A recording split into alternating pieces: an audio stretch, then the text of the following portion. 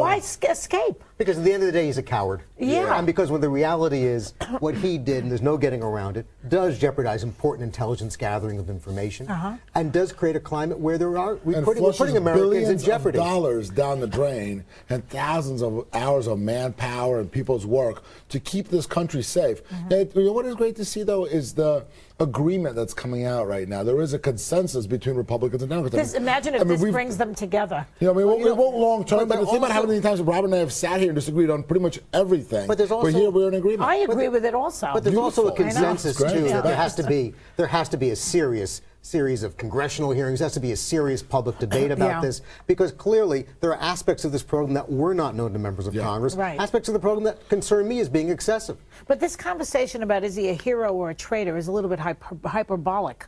Don't you think? Well, who's he a hero to? He might be a hero. Because let's watch House Speaker John Boehner telling us what he thinks of this guy. He's a traitor. The president outlined last week that these are important national security programs to help keep Americans safe and give us tools to fight the terrorist threat that we face. The disclosure of this information puts Americans at risk.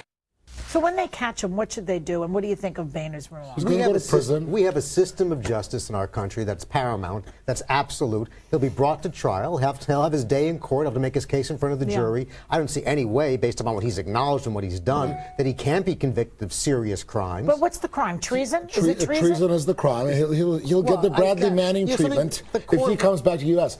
But really, you know, his first move going to China, who knows what his next move is. It could be likely that he's left out there to hang for a long time. It was interesting when I read something about how he was ready to give up his family, his girlfriend, his whole life, his job, just because he felt so strongly about this. Well, listen, there may be another shoe that hasn't dropped here yet, right? I mean, like we know what? about all the cyber attacks going on from China. I wouldn't, you know, I would put out of the question that maybe he's getting paid by somebody. No, I wouldn't. Wow. You know something? That we can all sit here and create these tabloid rumors and speculation. I think it's more important just to say with what we know. Yeah. And what we know is serious enough. Yeah. And I think if there's another shoe that has to be explored, the next question is how many other people like him have access to this kind of information? 1.4 million people have access to top secret information in this country. 1.4 million people? Out of that number, you're going to have other people like this. You're going to have other whack jobs.